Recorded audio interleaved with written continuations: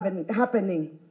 The people of Kirinyaga wanted change, and the people of Kirinyaga have got their change. Tigwo maugire ni muranda gucenjia wathani wa Kirinyaga na mugicenjia kwoguti andu aria maragia TV ni maugaga ni andu aria makoragwo mucie morokaga kiroko guthi kwika atia guthurana na nio mathuraga atongoria ao kwoguti rauga okoro Ngai etagirira kwirwo ni aria maragia TV-ini no gucagurwa tutingiriaba no Ngai ndoragia mundu no ngoragia mundu ekaga wendi wake na niguo tugaga Ngai eku na niguo twambagiria na kuga Ngai ni mwega mahinda mothe. It happened in the United States in 2008 with the election of Barack Obama as the first black president, and in Liberia with the election of Ellen Johnson Sirleaf as the first female president. It has happened in Igembe South with the election of a 23-year-old John Mwirigi as the youngest member of parliament elect in Kenya, and in Kirinyaga it has happened with my election as the first female governor of this region and the second governor of Kirinyaga, and one of the only 3 first women governors of the Republic of Kenya. Let me take this opportunity to congratulate the other 2 newly elected female governors, Honorable Joyce Laboso of Bomet, Her Excellency Joyce Laboso of Bomet, and Her Excellency Charity Ngilu of Kitui. You are an inspiration to many young girls and women in Kenya and beyond. And as a friend told me the other day, to the 3 women governors who have been elected, that was a brilliant shattering of the glass ceiling. Congratulations. The Kirinyaga race was interesting and not without its fair share of challenges and uniqueness, given that this is the only county also that had 2 women candidates for the governorship seat, making it even more complicated and competitive. In that respect, the people of Kirinyaga had also broken the ceiling of prejudice and bias against women leaders. On August 8, 2017, people of different age and gender and social status from different parts of Kirinyaga woke up with a desire to make their change happen. Some voted for me, others voted for other candidates in the race. But in all that, one thing was clear. All they wanted was a change and a governor who could lead them to a new path of development. And as we begin this transformative journey in Kirinyaga, I promise you, Kirinyaga people, today that I will be that governor that you so dearly wish for this county. I will be impartial in executing my duties. I will be fair in the distribution of resources.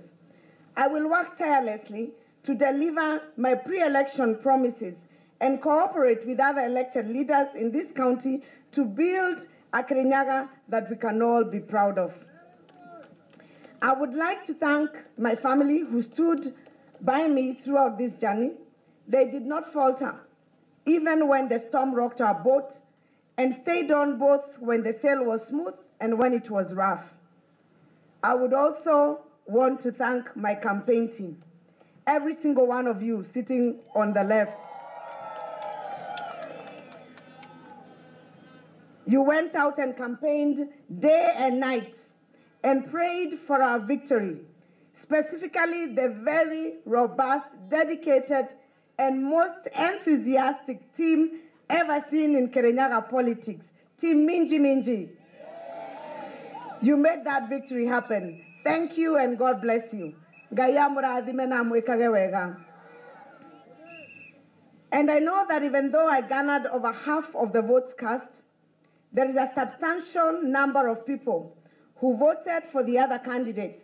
And so it is incumbent upon me, as the new governor, to gather all and scatter none.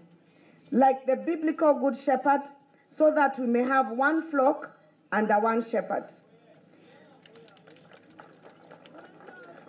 Ote mondo to gotiganja. Kana ne atodurire, kana nda atodurire. Toko rutera ando makirenyaga, wera, ando mo the makirenyaga. As we take up this role, my deputy governor and I are cognizant of the task ahead, and we know it's not going to be easy. We are inheriting a Kirinyaga that is facing a debilitated health sector, with empty drugstores that need restocking and hospital wards that need improvement. A county with dilapidated roads and a frustrated youth with no jobs.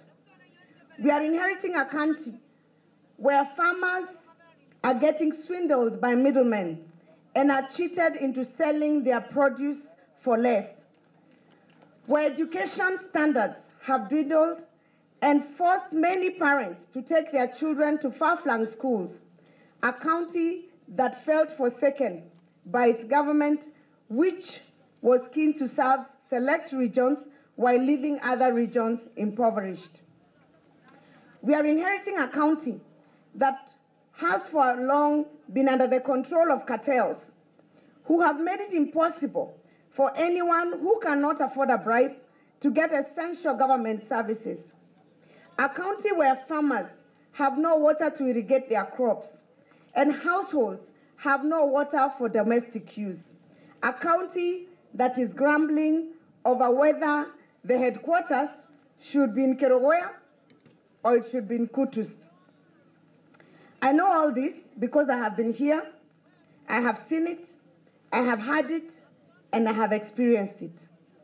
And the change begins now.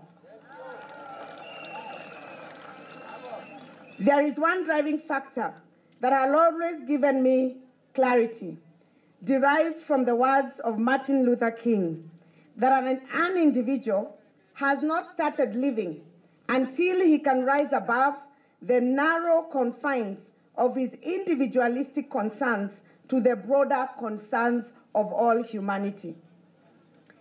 Tutambete gutiga kwirora tando aria mathuritwe na kurora andu aitu turore andu monde makirenyaga tutingiuga ta tongoria ni tukinyite no mwaka ta mutongoria wambe utigane na wendo waku ta mutongoria na niguo tugite na deputy governor ti wendo witu tugakorwo tugika tugakorwo tukirutira mwingi wa Kirinyaga wira na ni wendo wa andu ma Kirinyaga tugakorwo tugitungatira. With this in mind, we intend to form a government. Second governor for the county of Kirinyaga, Anne Waiguru, thereafter taking oath of office, giving her maiden speech, pledging to ensure that she champions for development for the people of Kirinyaga and unite those who did vote for her and those who voted against her. Remember, Waiguru is one of the 3 female governors who have been elected in the just concluded general election. Among them also Joyce Laboso in Bomet, whose swearing in is today.